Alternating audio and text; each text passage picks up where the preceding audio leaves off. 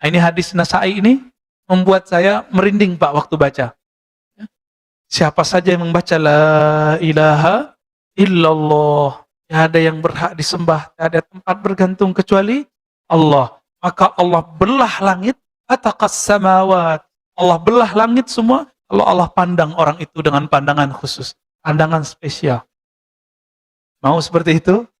Nah, maka nanti setiap pagi, setiap sore, Bapak Saudara makan Allah, baca kalimat ini minimal 100 kali. 100 kali cukup. Karena 10 sama dengan 100, 100 sama dengan 1000. Berarti 1000 kali Allah memandang kita dengan pandangan rahmat. Mau gak tuh? Meninggal jadi waliullah, Pak. Kekasih Allah. Meskipun kekasih Allah yang umum, itu sudah cukup.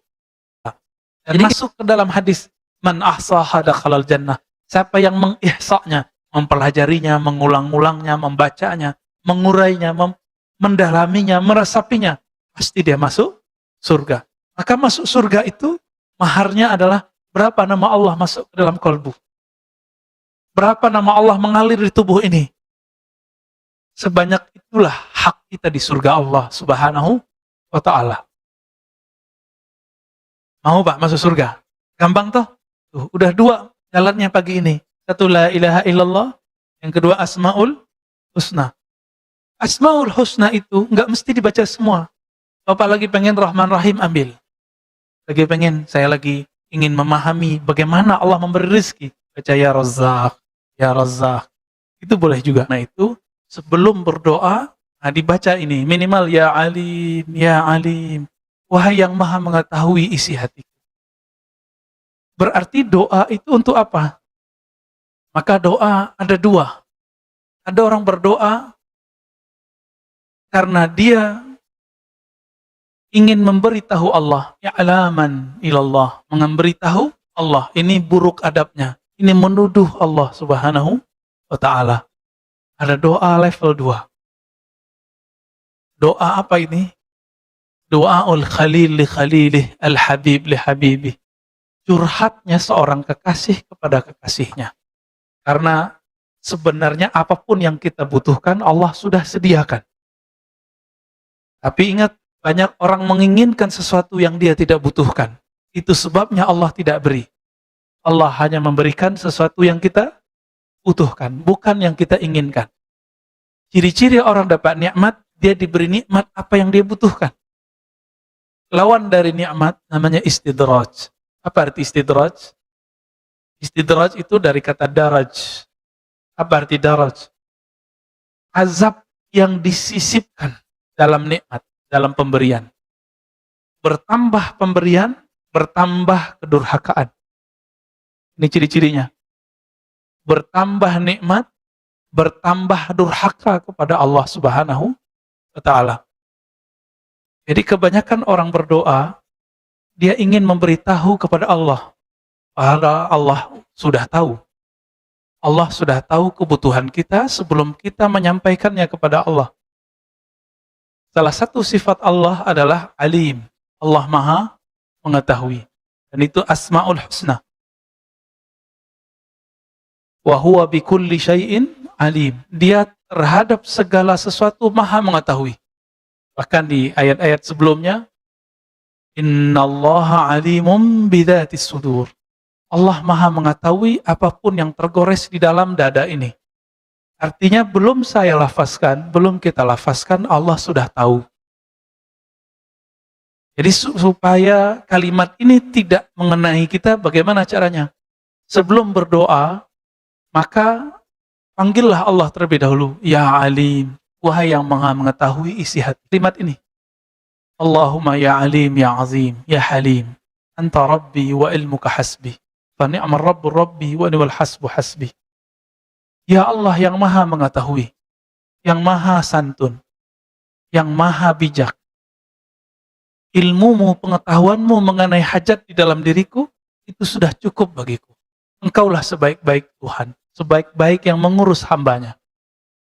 Jadi kalimat ini menegur kita semua, tolong Bapak, Saudara, karena Allah setelah ini jika berdoa, jangan berkeyakinan memberitahu Allah. Karena sebelum kita dicipta, Allah sudah tahu. Jadi ketika kita ingin menunggu Kapan Allah ini bantu kita?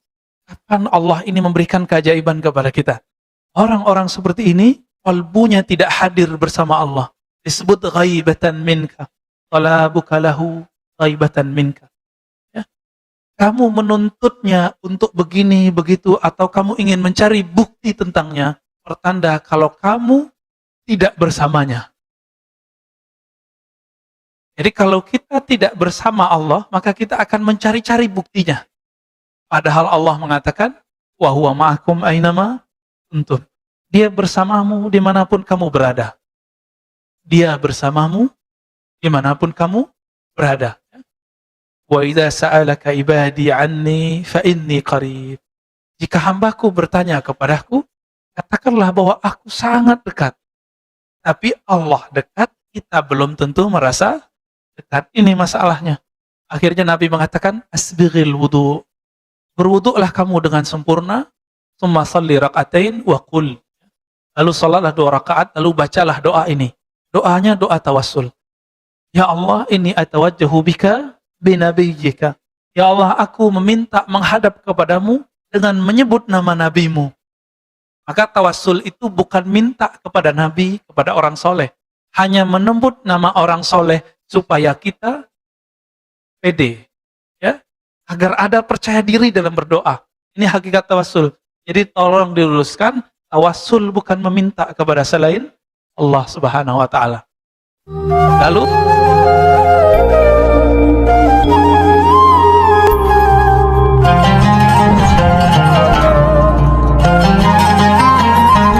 kita sampai kepada hikmah yang menyebutkan kalimat talabuka minhu ittihamun lahu.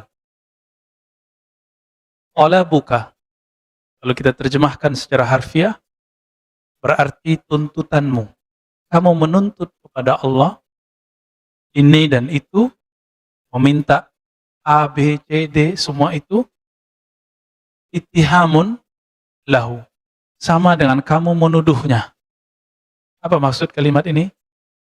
Banyak orang berdoa, sebelum dia berdoa, dia tidak meyakini, atau saat dia berdoa, dia tidak meyakini bahwa Allah mendengar. Atau Allah sudah tahu apa yang dia mau katakan. Ini sudah pernah kita singgung di kajian Risalah Kusyairiyah, tapi lafaznya ada dalam hikam. Jadi kebanyakan orang berdoa, dia ingin memberitahu kepada Allah, padahal Allah sudah tahu. Allah sudah tahu kebutuhan kita sebelum kita menyampaikannya kepada Allah. Salah satu sifat Allah adalah alim. Allah maha mengetahui.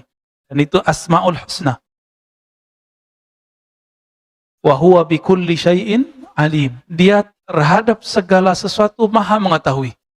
Bahkan di ayat-ayat sebelumnya, innallaha alimum bidzatis sudur. Allah maha mengetahui apapun yang tergores di dalam dada ini.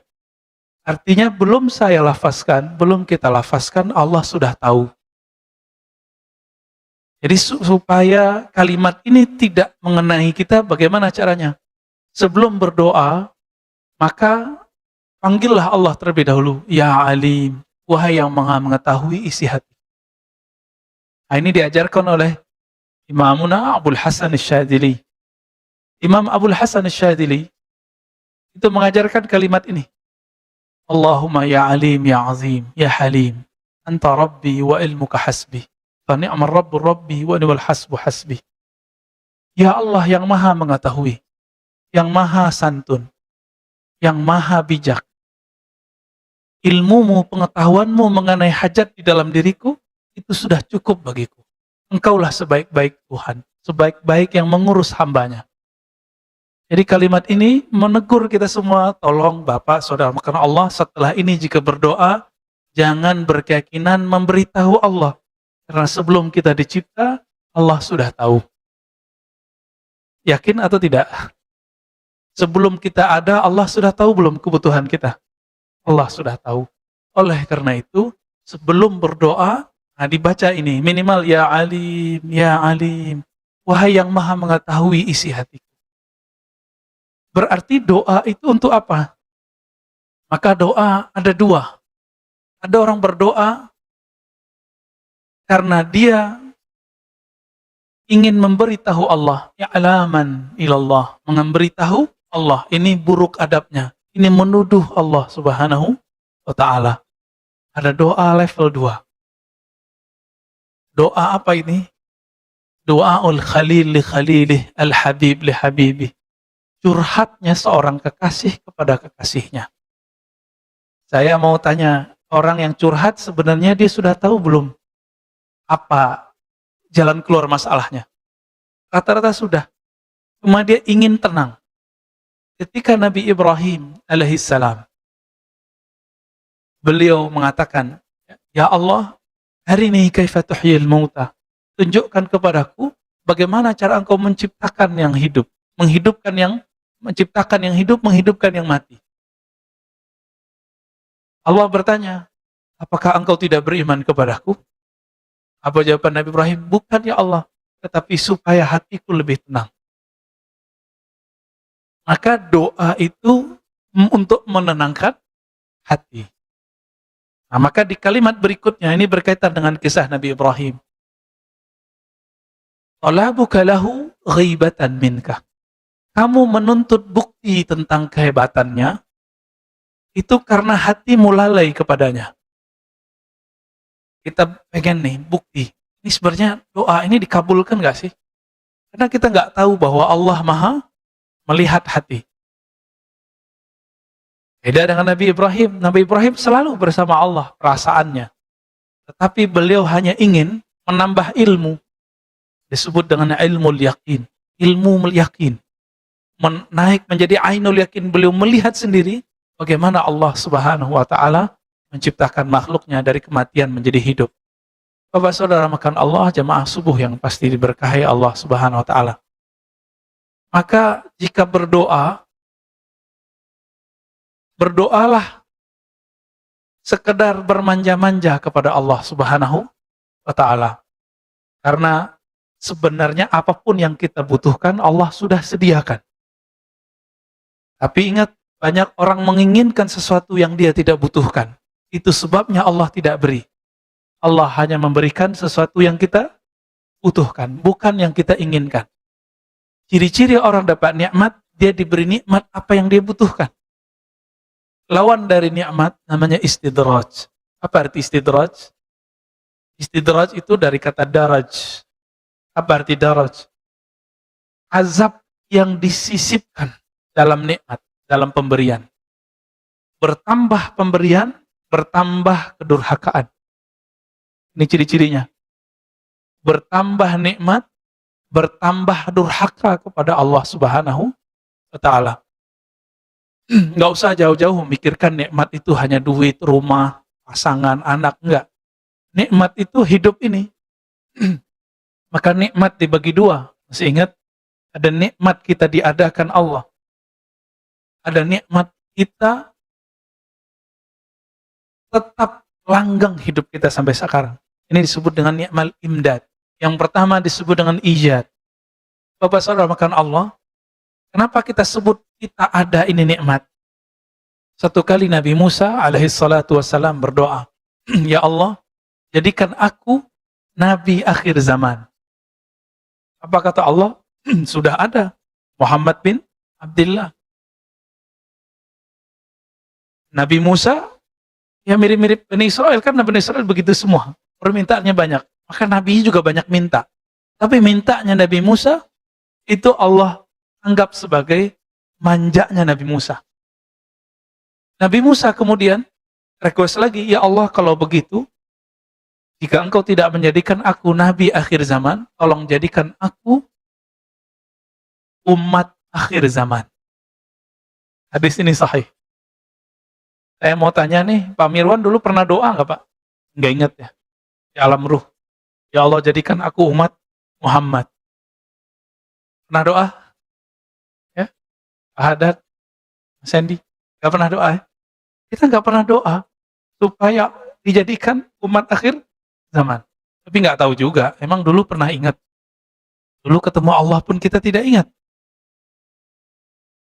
Maka orang-orang yang Allah ciptakan dan Allah buat dia terlahir di akhir zaman, Ini yang namanya nikmat ijad, nikmat diwujudkan di akhir zaman. Selevel Nabi Musa tidak dijadikan sebagai nabi akhir zaman, enggak juga jadi umat akhir zaman. Bayangkan itu. Kita nggak perlu minta dan Allah jadikan umat akhir zaman. Coba bayangkan lagi. Nanti jika Imam Mahdi keluar jadi imam, yang jadi makmum siapa? Nabi Isa.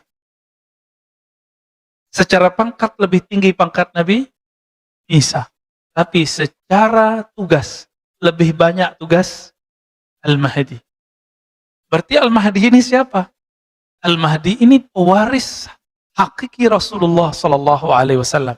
Semua ilmu Nabi nanti turun kepadanya. Makanya selevel Nabi Isa harus menjadi makmum. Karena Al-Mahdi khalifatul Rasul, khalifatullah, pengganti, pengemban tugas kerasulan, tapi Rasul sudah tidak ada. Maka beliau hanya disebut sebagai wali Allah. Disebut sebagai khalifatullah. Maka khalifah itu cuma 5, Pak. Khalifatullah itu cuma 5. Abu Bakar, Umar, Utsman, Ali, terakhir Al-Mahdi. Antara itu Nabi SAW sebut dengan istilah yang berbeda. Disebut mulkan 'adhan, kerajaan. Nabi tidak sebut kekhalifahan. Maka mulai dari Bani Umayyah, Bani Abbasiyah, Saljuk, Turki Utsmani, itu bukan khilafah. Khilafah yang begitu kita nggak perlu, Pak. Kita nggak butuh. Kita butuh khilafahnya 4 sahabat, dan yang terakhir adalah khilafahnya ala minhajin nubuwah. Jadi Nabi menyebutkan khilafah ala minhaj. Khilafah pemerintahan yang berdasarkan konsep kenabian, ajar kenabian, minhajin nubuwah. Karena Nabi sudah tidak ada, maka pengemban ini adalah wali Allah. Berarti wali Allah ini menjadi imam, imamnya seorang Nabi Allah. Nah, kita bisa bayangkan. Jadi seandainya wali-wali Allah yang hidup zaman ini, hidup di zaman Bani Israel, tentu mereka jadi nabi. Walaupun hadisnya tidak sahih, ya, ulama'u ummati ka anbiya'i Bani Israel, ulama umatku seperti nabi-nabi Bani Israel, itu maknanya sahih. Meskipun secara sanad tidak sahih. Tidak paksakan juga itu. Kenapa? Karena setiap masa ada 124 kekasih Allah. Sebelum Nabi Muhammad SAW disebut dengan para nabi. Setelah Nabi Muhammad, karena tidak ada lagi nabi, jumlahnya tetap 124.000. Disebut dengan para wali Allah. Siapa tahu guru-guru Bapak Ibu atau di antara kita ini ada yang 124.000 itu. Amin ya Rabbal alamin. Kalau tidak, semoga Bapak Ibu berguru kepada mereka. Karena nanti mereka bisa kasih syafaat dengan izin Allah. Berdasarkan hadis Imam Muslim, bahwa yang dapat memberi syafaat itu adalah malaikat, nabi, dan orang soleh. Dengan izin Allah Subhanahu wa Ta'ala.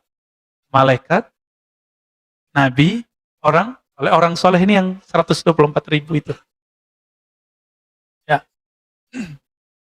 Jadi ketika kita ingin menunggu kapan Allah ini bantu kita, kapan Allah ini memberikan keajaiban kepada kita, orang-orang seperti ini qalbunya tidak hadir bersama Allah.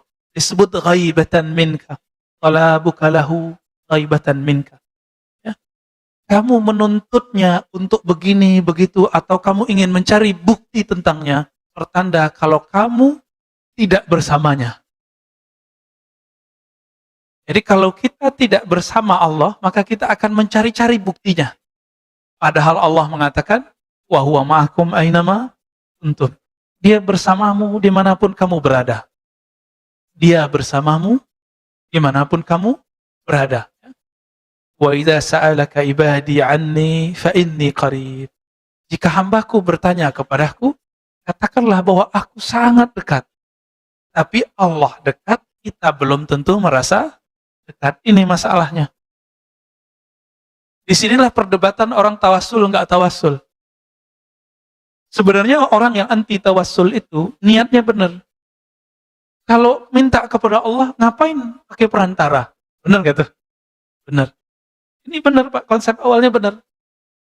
Tapi, apakah setiap orang berdoa merasakan kedekatan itu? Enggak. Maka dia perlu menyebut nama guru-gurunya dalam meminta kepada Allah. Mintanya tetap kepada Allah. Ini dalilnya dalam hadis Imam Tirmizi. Seseorang datang kepada Nabi, dia buta. Wahai Rasulullah, doakan aku supaya mataku bisa melihat. Apa kata Nabi? Wahai sahabatku, isbir wa huwa khairul lak. Sabarlah kamu terhadap musibah yang kamu alami, itu lebih baik bagimu. Karena dosa mata banyak gak Pak? Banyak sekali ya. Mau dia wali, mau dia ustadz, mau dia jamaah, sama. Lalu, orang itu meminta lagi sampai 3 kali. 3 kali dia meminta. Akhirnya Nabi mengatakan, asbighil wudu.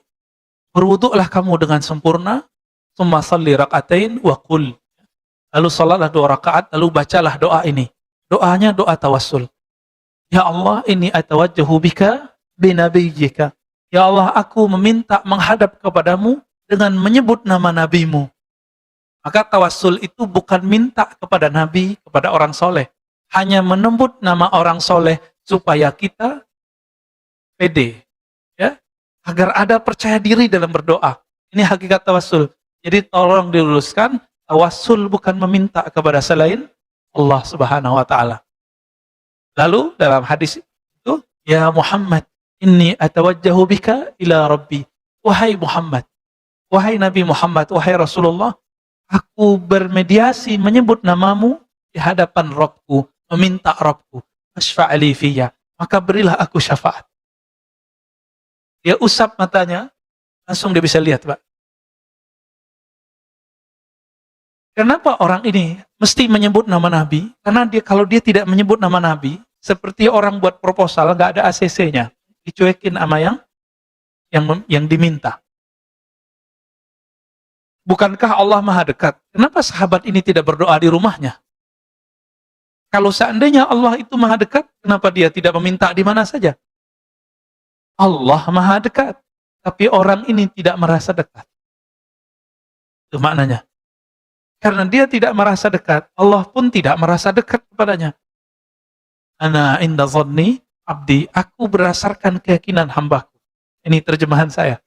Terjemahan biasa, aku berdasarkan prasangkaan hambaku. Itu lewat ya terjemahannya. Bukan itu terjemahannya. Aku berdasarkan keyakinan hambaku. Apa keyakinan kita saat berdoa? Allah nggak dengar, Allah nggak mau dengar. Padahal Allah maha mendengar.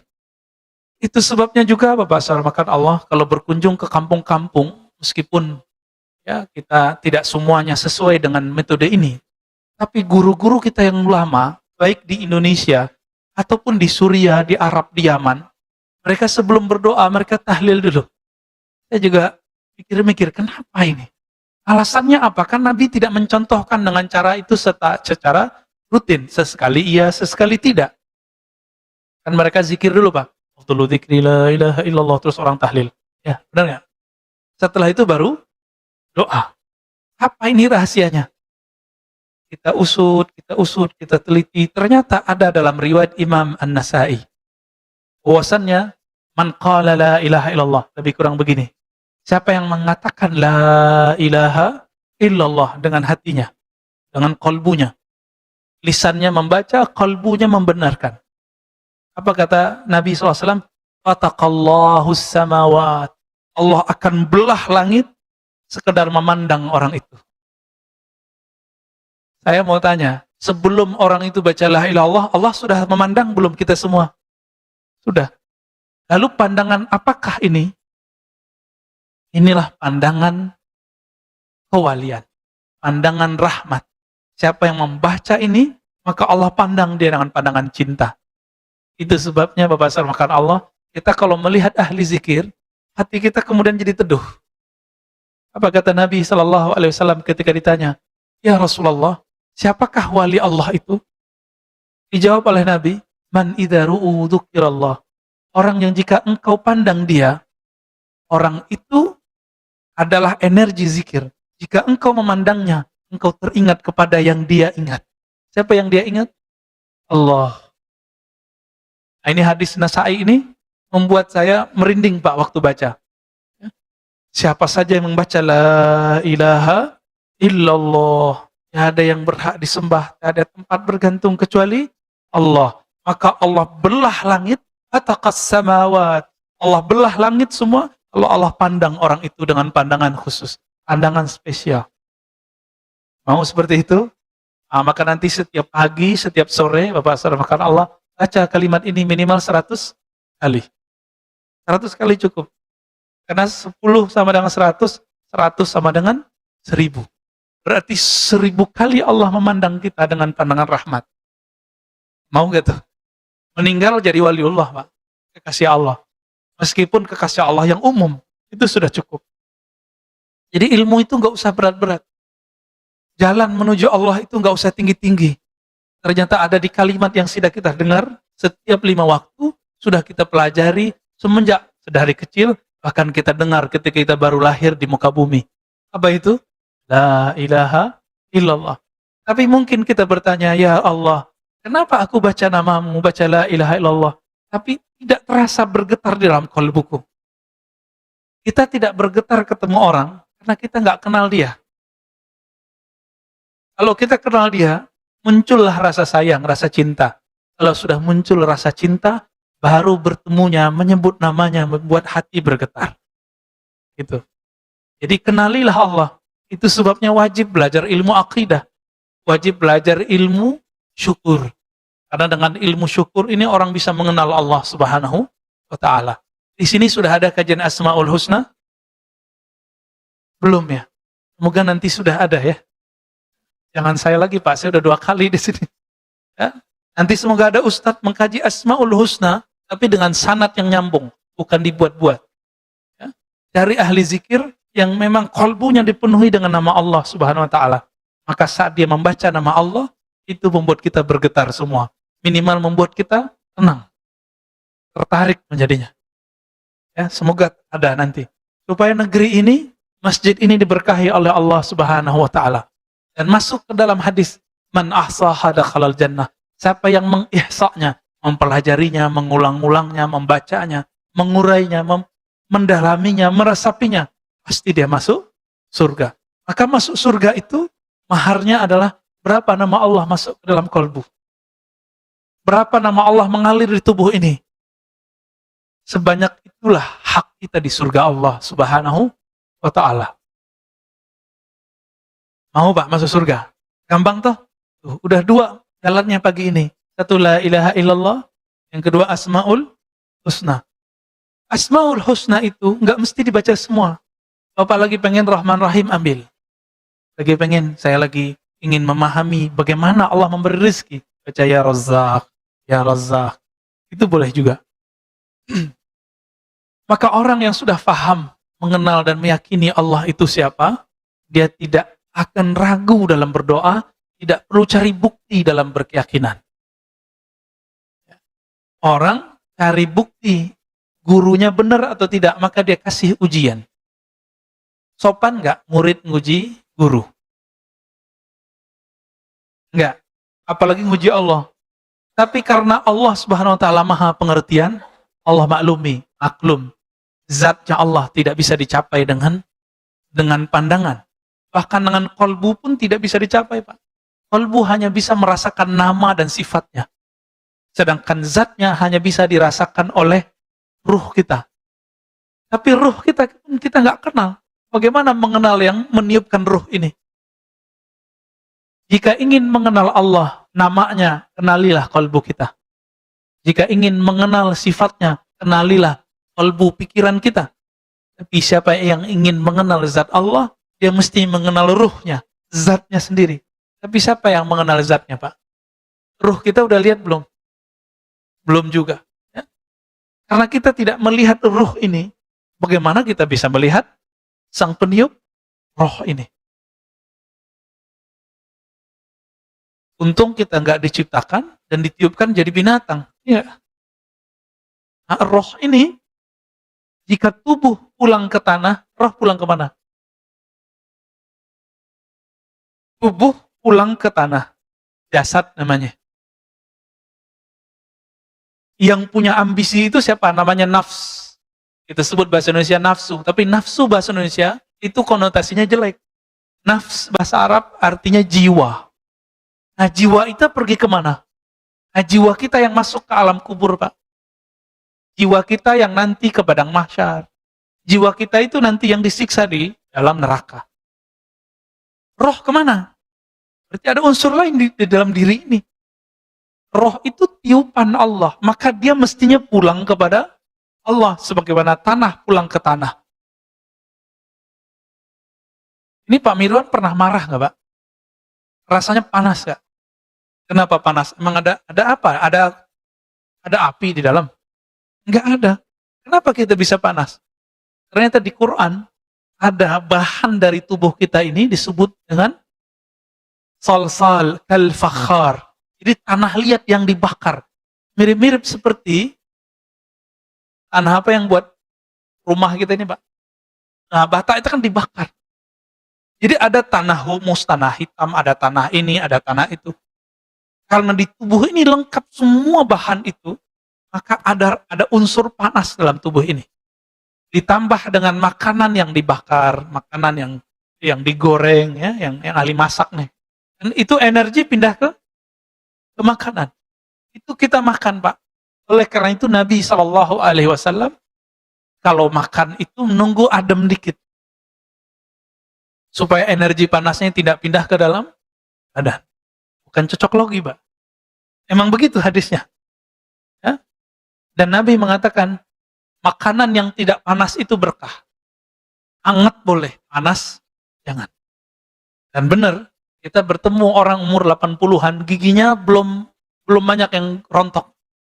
Saya tanya, apa alasannya, apa pengalaman Bapak ini, kok gigi masih utuh-utuh aja nih? Apa jawaban beliau? Saya tidak makan terlalu panas atau minum terlalu dingin. Gitu. Tantangan kita semua, Pak ya. Kita kalau minum pengennya dingin, kalau makan pengennya panas. Lidah aja rasanya langsung sariawan, langsung panas. Apalagi gigi tuh. Ya? Apalagi perut. Coba lihat nih.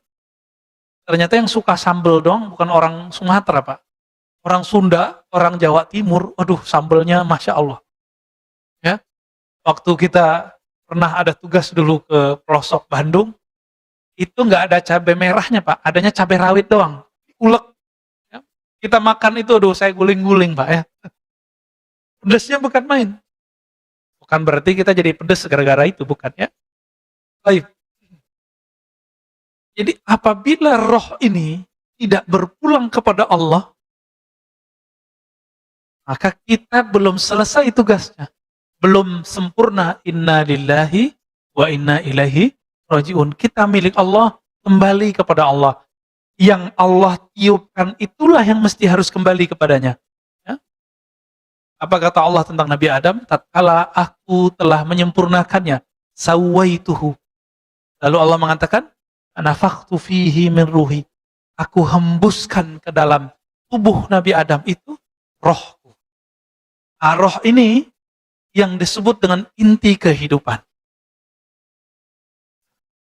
Tapi roh ini sebelum dihembuskan ke dalam ini, maka tubuh ini kan banyak zulumatnya, banyak kegelapan, banyak sifat-sifat yang tidak baik di dalamnya.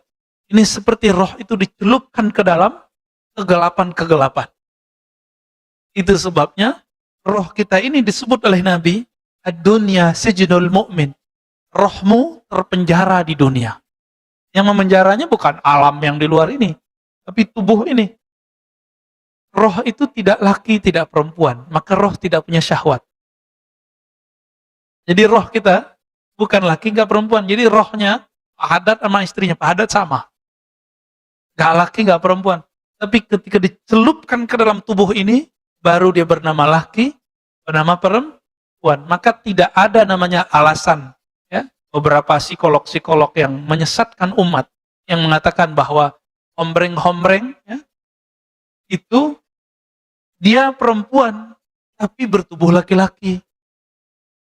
Ini tidak benar. Dia nggak paham dia. Dia nggak mengerti alam rohani, komentar tentang alam rohani. Kenapa? Roh ini tidak laki, tidak perempuan.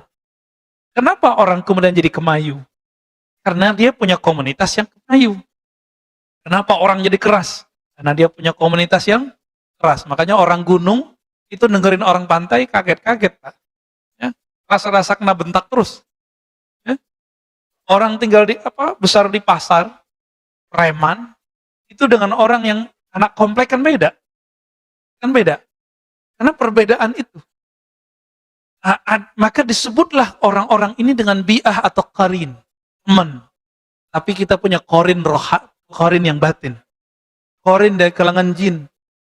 Besar kemungkinan orang-orang yang dia merasa dirinya beda dengan tubuhnya, itu karena qarinnya berbeda. Dia laki, tapi qarinnya perempuan. Maka dia menjadi banci. Sebaliknya begitu. Ya. Ini penjelasan beberapa masyayikh kita. Tapi ilmu ini tidak dijelaskan secara detail di dalam syariat. Ya. Nabi hanya mengatakan ketika Aisyah berseloroh, ente enak Rasulullah. Ya. Apa yang kata Nabi? Iya, setanku sudah diislamkan oleh Allah. Korinku sudah diislamkan oleh Allah. Jadi Nabi jangankan korinnya, setannya Islam, Pak. Beruntung yang jadi setannya Nabi. Kita lahir, itu ada puluhan bahkan ratusan syaitan lahir bersama kita. Tapi juga ada puluhan malaikat membersamai kita. Namun juga ada qarin. Nah, qarin ini satu biasanya. Qarin ini jika ada, dia biasanya agak iseng. Ya, ada yang jahat. Maka qarin ini perlu diislamkan. Tapi kalau setan kita nggak bisa diislamkan. Hanya setannya Nabi yang bisa diislamkan. Atau setannya para nabi, para wali-wali besar, ya, dan terakhir Imam Al-Mahdi itu setannya mungkin bisa diislamkan, tapi setan kita nggak bisa diislamkan. Maka bagaimana caranya supaya kita tidak diganggu oleh setan itu? Kembali ke ilmu yang paling rendah tadi. Ya, la ilaha illallah. Apa kata Allah dalam hadis qudsi? Hadisnya hasan li ghairihi. Hasan karena ada riwayat lain. La ilaha illallah hisni. La ilaha illallah itu adalah bentengku. Siapa yang masuk ke dalam bentengku, dia aman dari gangguan-gangguanku. Nah, maka hari ini, jika ingin dijaga Allah dari syaitan, silakan baca La ilaha illallah. Jika nggak sanggup 100, 10. Tapi 10-nya lengkap. La ilaha illallah wahdahu la syarikalah. Lahul mulku wa lahul hamdu. Wa huwa ala kulli syai'in qadir. Berapa kali? 10 kali. Zikir itu nggak perlu banyak, yang penting rutin dan meresapi maknanya. Rutin, meresapi makna. Pegang itu duanya. Ini yang disebut dalam Al-Quran, Innal ladzina qalu Rabbunallah tsumma istaqamu. Sesungguhnya orang-orang yang mengatakan Rabb kami Allah, lalu mereka istiqamah. Maka Sayyidatuna Aisyah mengatakan, amal yang sedikit lebih Allah sukai daripada amal yang banyak tapi tidak istiqamah. Sedikit istiqamah lebih baik daripada banyak istiqamah. Kemudian Imam Nata'illah mengatakan, talabuka li ghairihi. Engkau meminta kepada selain Allah, liqillati hayaika minhu. Karena kamu tidak tahu malu kepadanya. Nah, ini mohon maaf Bapak Ibu. Ini dalam hati kita nih semua, kalau lagi ada masalah, ingatnya makhluk atau khalik. Serius. Paling-paling inget, wah susah nih mau minjem ke teman dulu gitu. Kenapa nggak sholat 2 rakaat dulu? Ya. Sendal hilang, paniknya bukan main. Kenapa nggak sholat dulu? Anak kita sakit. Ya. Kenapa nggak zikir dulu sebentar, tanya, ya Allah apa yang harus saya lakukan? Buru-buru ke rumah sakit. Ternyata dites. COVID. Padahal cukup isolasi mandiri. Jadi kalau sekarang, mohon maaf Bapak Ibu, kalau rasa badan gak enak, gak usah ke masjid, udah isolasi mandiri langsung. Gak usah keluar, off semua. Itu lebih aman. Karena secara psikologis, di rumah itu lebih aman, lebih nyaman, lebih baik bagi psikologi dan penyembuhan kita daripada di luar. Kecuali penyakitnya sudah parah. Rumah flu udah di rumah aja. Tapi kalau Bapak punya penyakit-penyakit lain, monggo silakan. Ya. Nah, ini saran kita. Dan saran juga dokter-dokter kita. Ya. Baik. Jadi orang yang ketika ada masalah, ketika ada kebutuhan, terus minta kepada selain Allah. Termasuk minta ke kiai. Doain Pak Kiai. Menurut kita baik ya? Menurut kita sih baik. Tapi kenapa kita minta kepada kiai? Karena kita nggak yakin sama doa kita. Ya, masih mending mintanya ke kiai daripada mintanya ke ki selamat, tahu-taunya kerbau. Ya. Minta ke kiai kan tawasul namanya. Boleh. Oke, doain saya, Syekh doain saya, Habib doain saya, itu bagus. Maka bagaimana caranya supaya kalau kita ada masalah, yang pertama kita ingat adalah Allah Subhanahu wa taala. Maka ada caranya. Ingatlah Allah saat senang dengan cara mensyukuri nikmatnya dan berbagi. Gimana caranya? Syukuri nikmatnya dan berbagi. Yang kedua, supaya kita tidak ingat makhluk dulu ketika ada masalah, maka punyailah zikir, wirid yang rutin setiap hari. Nah, nanti itu yang akan membuat kita stabil setiap saat. Jadi benarlah kata Imam Abu Ali Ad-Daqqaq yang sering kita ulang-ulang. Apa kata beliau? Ad-du'a silahul murid. Az-zikru silahus salikin. Ya. Doa itu, zikir itu adalah senjata yang dapat digunakan oleh para murid. Senjata ini bisa dipakai di saatnya. Masalahnya kalau nggak diasah setiap hari, senjatanya berkarat. Ini yang kita maksud, kalau punya doa, punya zikir, nggak dirutinkan setiap hari, apa yang terjadi? Itu pisau zikirnya nggak tajam. Ini yang disebut tidak punya keyakinan. Orang kalau punya keyakinan, dia punya modal meminta kepada Allah. Masih ingat kisah 3 pemuda yang terjebak dalam goa? Kenapa mereka yakin doanya dikabul Allah? Karena mereka punya amalan. Satu beramal A, satu beramal B, yang lain beramal C. Agar terbukalah pintu goa itu. Karena dia punya amal, maka dia pede berhadap kepada Allah Subhanahu wa ta'ala. Maka saya sarankan Pak, jika ada hajat, mau dimintakan kepada Allah, sedekah dulu, lalu wiridan. Wirid tertinggi adalah Al-Quran dan zikir. Suatu kali ada dua syekh berdebat. Gurunya masih hidup. Ini udah level guru. Tapi di atas guru ada lagi guru. Ya. Hari gurunya udah lewat ya Pak ya. Selamat hari guru kepada yang menjadi guru. Berdebatlah syekh pertama mengatakan zikir lebih afdal daripada Quran. Yang kedua mengatakan Quran lebih afdal daripada zikir. Yang pertama datangkan dalil afdalu dzikri la ilaha illallah. Zikir yang paling afdal adalah la ilaha illallah. Lalu yang kedua bawa dalil bahwa Nabi menjemput sholat itu ke arah sana. Oh, semua dalil dikeluarkan. Akhirnya mereka mentok. Tahu-tahu gurunya datang. Apa kata gurunya? Apa yang kalian perdebatkan? Lalu mereka menyampaikan perdebatan mereka. Lalu gurunya mengatakan, wahai muridku, al-afdal kullu amalin ma'allah. Yang afdal itu setiap amal yang amalmu itu hadir Allah bersamanya. Berarti kalau Bapak sholat, Bapak zikir. Lebih khusyuk zikir daripada sholat sunat. Maka zikir lebih afdal. Paham di situ? Jika kita sholat dan baca Quran, lebih nikmat baca Quran, maka saat itu baca Quran lebih afdal. Kita zikir, kita sholat, kita baca Quran. Oh, lebih nikmat sholat ya, maka sholat lebih afdal. Sholat sunat maksudnya apa ya? Kalau sholat wajib, mau nikmat gak nikmat, wajib. Gak ada cerita. Baik. Oleh karena itu, dalam banyak kitab termasuk juga Fadail A'mal, kitab Jami' Usul Aulia, disebutkan ada seorang murid datang berlatih zikir kepada gurunya. Kata gurunya, mulai hari ini Quranmu simpen dulu ya, taruh bagus-bagus depan sajadahmu. Tapi jangan dibaca dulu. Sholatnya nggak usah banyak-banyak dulu, cukup salat wajib sama rawatib lalu witir. Akhirnya dia lakukan. Beberapa hari dia datang lagi kepada gurunya, wahai tuan guru, saya rindu baca Quran. Kata gurunya, tunggu dulu, kamu zikir dulu.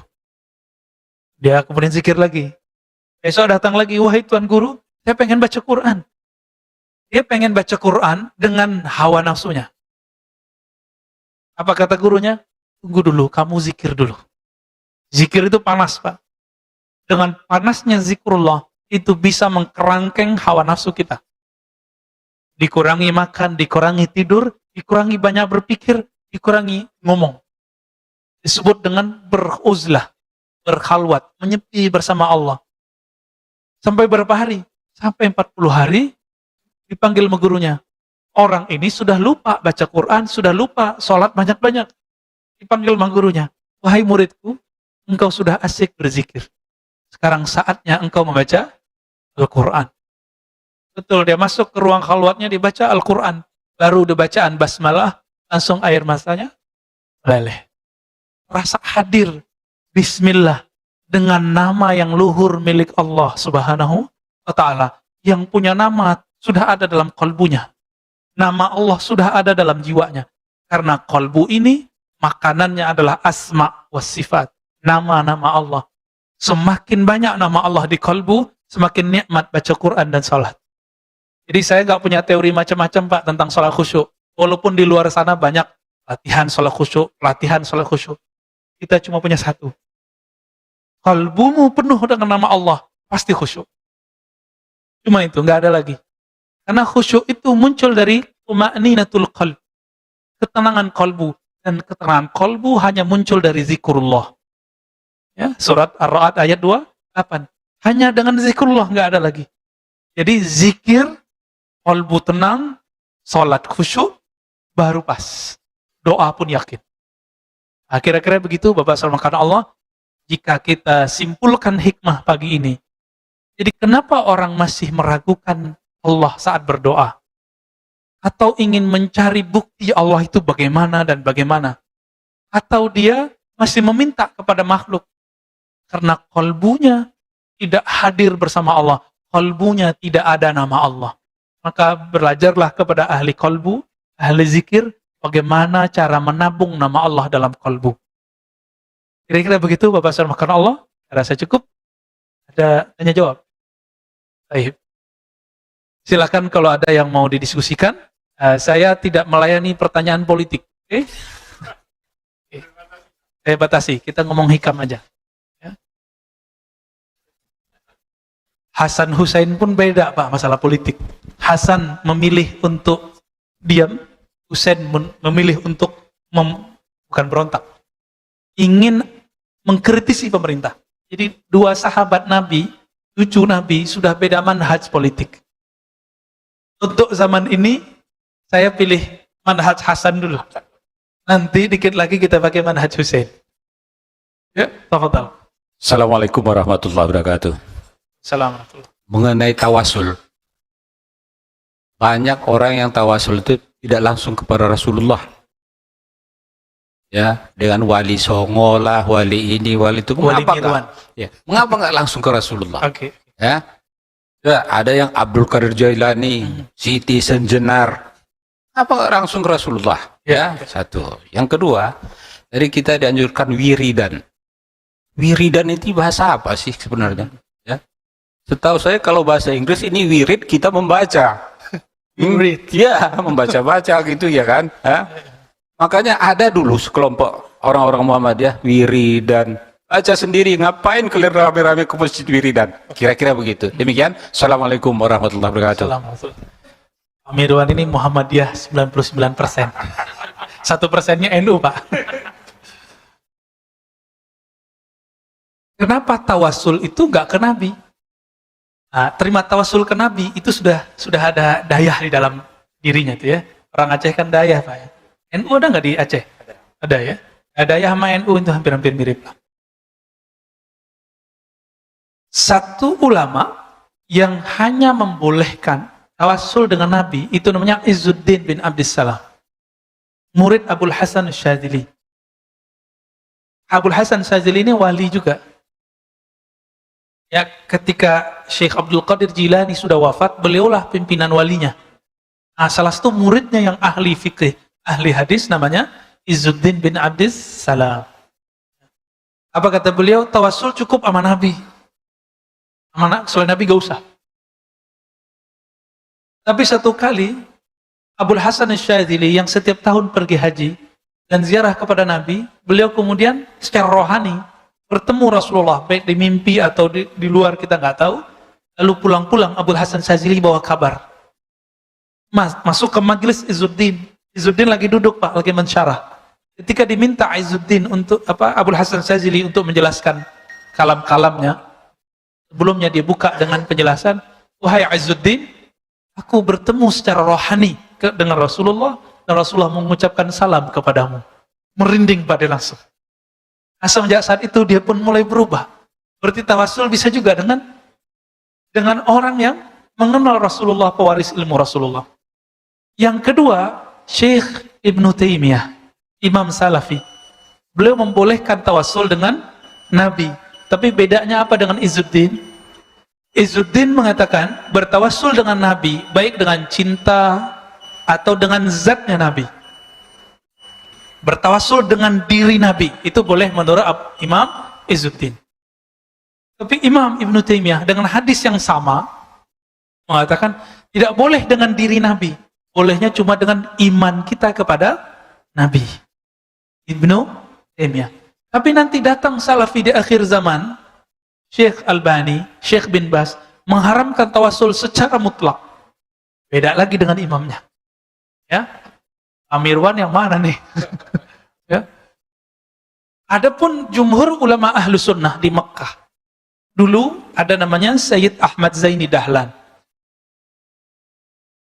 Imam-imam kita dari Indonesia, ya, Syekh Mahfud Tarmasi, ya, Ahmad Khatib Minangkabawi, itu berguru kepada beliau, Sayyid Ahmad Zaini Dahlan. Tapi lebih banyak berguru kepada Bakri Syata, pengarang kitab I'anatul Talibin. Ini mereka, termasuk juga ayah Buya Hamka, Syekh Abdul Karim, ya.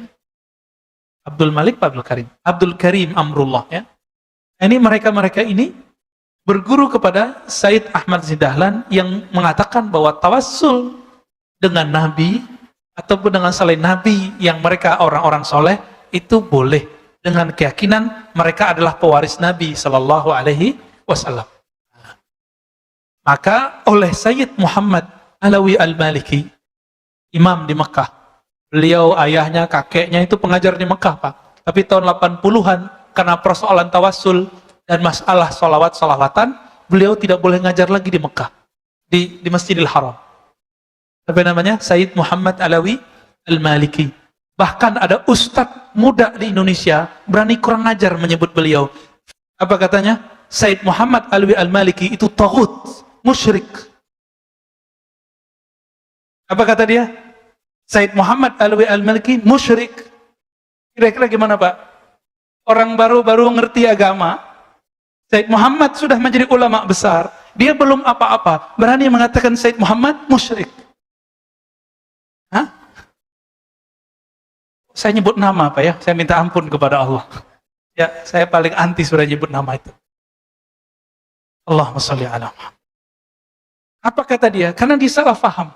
Dikira tawassul itu meminta kepada selain Allah. Karena Sayyid Muhammad mengatakan enggak. Tawassul itu tidak meminta kepada selain Allah. Tawassul itu minta hanya kepada Allah dengan menyebut nama kekasih Allah sebagai ACC. ACC doang Pak. Ya? ACC boleh nggak tuh? Ini dalilnya hadis Imam Tirmizi dan hadisnya sahih. Oh, dijawab oleh Syekh Albani. Oh, ente salah. Ini hadis hanya boleh kepada orang yang hidup dan Nabi doang. Dijawab lagi oleh Sayyid Muhammad. Mana dalilnya bahwa tawassul mesti orang yang hidup dan hadir dan Nabi doang orangnya? Nggak ada. Itu hanya pemahaman Syekh Albani. Pemahaman yang dikultuskan. Maka orang-orang kalau sudah mengkultuskan pemahaman imamnya, walaupun dia tidak mengkultuskan imamnya, maka ini sudah jadi berhala baru. Dia akan menyalahkan orang-orang yang tidak salah. Dia akan menganggap syirik orang-orang yang tidak syirik. Paham di situ? Ya. Sayyid Muhammad, beliau, ayahnya, kakeknya, itu mufti Mekah. 80-an Pak, tahun 80-an, masih ngajar di Mekah. Tapi karena orang-orang ini, ya, Ibnu Mani, ya, Dia nulis buku Kesesatan Said Muhammad, dan di situ disebut Said Muhammad sebagai taghut Makkah, berhala Makkah. Bayangkan, keturunan Rasulullah, ahli hadis, hafal ribuan hadis. Kalau versi Said Agil Munawar, murid beliau, itu murid beliau, Pak. Jadi nggak usah jauh-jauh nyari guru. Itu Said Agil Munawar, orang sini, bener orang sini, ya. Maka beliau kalau ngajar Riyadhus Shalihin pakai kitab gak, Pak? Udah apal beliau, ya. Dan beliau bersaksi ya ke kita di kelas dulu bahwa itu Said Muhammad hafal kutub sittah. Saya tidak tahu maksud hafal itu apakah hafal semua atau hafal secara maknawi. Said Muhammad Alawi Al-Maliki punya kitab judulnya Mafahim Yajibu an Tusahhah. Pemahaman-pemahaman Salafi Wahabi yang mesti diluruskan. Itu judulnya. Ulama Makkah. Yang kita tahu kan Makkah cuma Sudais doang. Syuraim. Ya, kita nggak tahu ulama-ulama yang dibalik itu. Ada Syekh Ismail Zaid, ada ulama kita orang Indonesia, tapi gurunya Said Muhammad, namanya Syekh Yasin Al-Fadani, orang Sumatera, Pak. Said Muhammad keturunan Rasulullah setiap hari Rabu atau Selasa malam Rabu, kata Syekh Ahmad Marwazi, itu ngaji ke sana setoran kitab, baca hadis, dengerin riwayat-riwayat dari beliau. Jadi orang kita jadi ahli hadis. Bahkan Syekh Ali Jum'ah jadi mufti ya, di Mesir, mufti sebelumnya, itu beliau mengatakan, Syekhi, guruku Syekh Yasin Al-Fadani. Dia menyebut orang kita sedangkan Syekhi. Gimana tuh?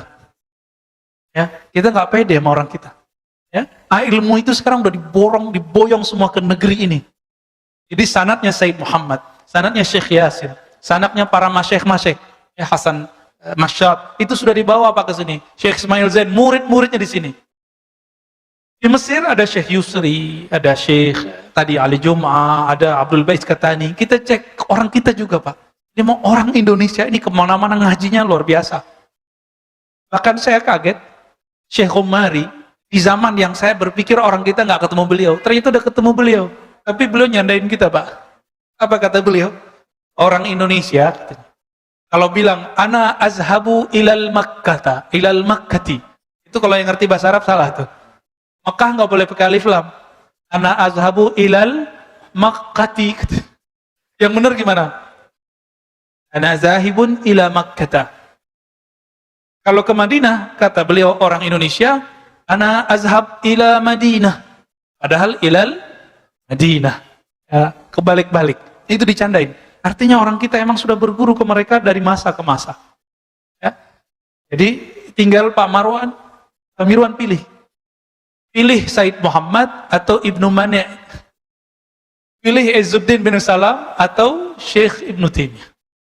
Tinggal milih aja, Pak. Ini tidak bagian yang mesti kita sama, kita boleh berbeda dalam hal ini. Tidak masalah. Oke? Karena ini bukan masalah usuluddin. Kecuali bagi ustadz yang saya sebut tadi.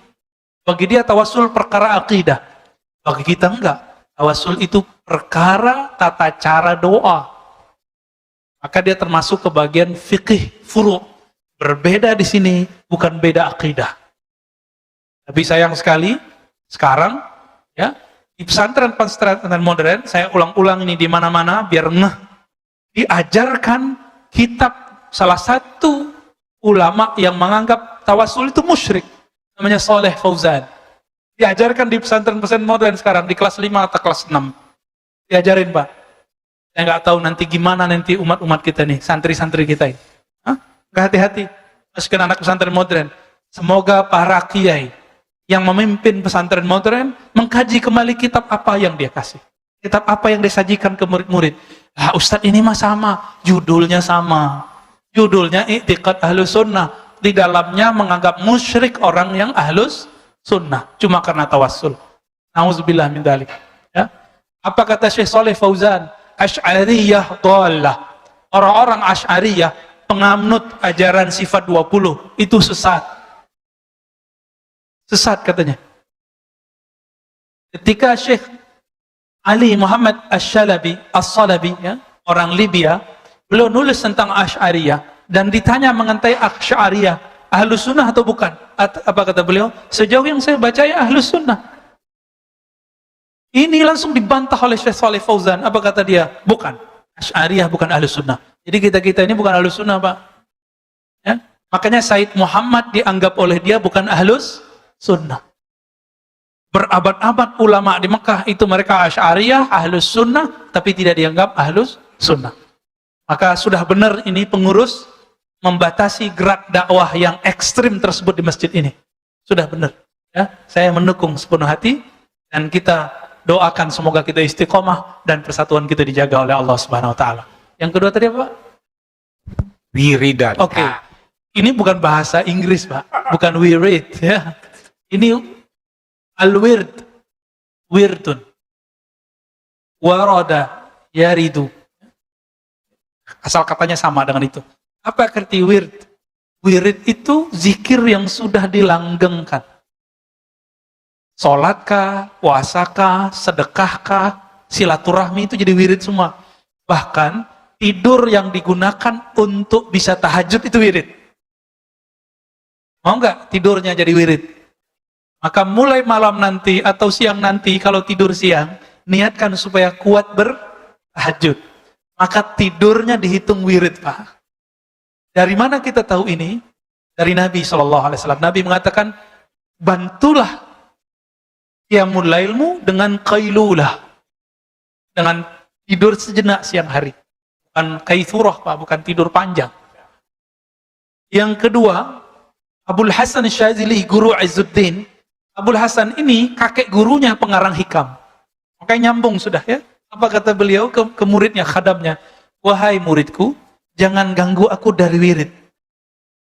Lalu Abul Hasan Syadzili tidur. Ngorok lagi, Pak. Muridnya karena patuh jadi gak diganggu. Tapi kemudian dia bertanya-tanya di hatinya, pertanyaan besar muncul di kepalanya. Katanya mau wirid, kok tidur? Makanya guru-guru kadang-kadang aneh-aneh, Pak. Guru-guru itu kadang-kadang aneh, benar-benar aneh. Dan kita nggak boleh ingkar. Kita dalam hati bertanya boleh, tapi jangan ingkar. Bertanya aja. Nanti saat yang tepat kita bertanya. Bangun beliau, wudu, zikir, selesai zikir ditanya, wahai Tuan Guru, katanya engkau mau wirid, kenapa tidur? Apa jawaban Imam Syadzili? Tidurku adalah supaya qiyamul lail dan wiridku kuat. Maka tidurku adalah wiridku. Dicoba nih, mulai hari ini, malam nanti, ketika mau tidur, katakan, aku berniat untuk qiyamul lail, untuk zikir malam ini. Maka itu sepanjang malam Allah hitung berwirid. Walaupun tertidur. Wah enak nih ya. Walaupun ketiduran, Pak, bangun-bangun udah azan, gak apa-apa. Nanti langsung setelah pulang dari masjid, qadha salat witirnya, baca wirid-wiridannya yang ketinggalan. Cara istiqomah cuma satu, mengqadha yang ketinggalan. Kalau kita nggak qadha yang ketinggalan, siap-siap bolong besok. Baik, ada lagi? Sudah. Masih ada? Baik, cukup ya. Oke. Baik Bapak Ibu yang makan Allah, semoga kalbu kita selalu hadir bersama Allah, banyak menyebut nama Allah, berlatih mengenal Allah Subhanahu wa taala. Mari kita berdoa dengan dua kalimat, Allahumma ya Rahman ya Rahim. Wahai yang Maha Pengasih, wahai yang Maha Penyayang, ya Rauf, ya Rauf, ya Rahim. Allahumma rzuqna hubbak. Ya Allah, berikan kami cintamu. Waj'alna mimman ahbabtahu. Jadikan kami orang yang engkau cintai. Warzuqna al-amal alladhi yuballighuna ila hubbik. Ya Allah, berikan kami keistiqomahan satu amalan yang membuat kami sampai kepada cintamu, yang membuat engkau jatuh cinta kepadamu, sehingga pendengaran kami adalah pendengaranmu, sehingga pandangan kami adalah pandanganmu, gerak kami semuanya dengan ridhamu. Allahumma jma'na ma'a nabiyikal Mustafa Muhammad sallallahu alaihi wasallam. Ya Allah, kumpulkan kami dengan nabimu, Nabi Muhammad sallallahu alaihi wasallam, di jannatil firdausil a'la, di surga firdausmu yang sangat mulia. Rabbana atina fid dunya hasanah wa fil akhirati hasanah wa qina adzabannar. Walhamdulillahirabbil alamin. Terima kasih. Assalamualaikum warahmatullahi wabarakatuh.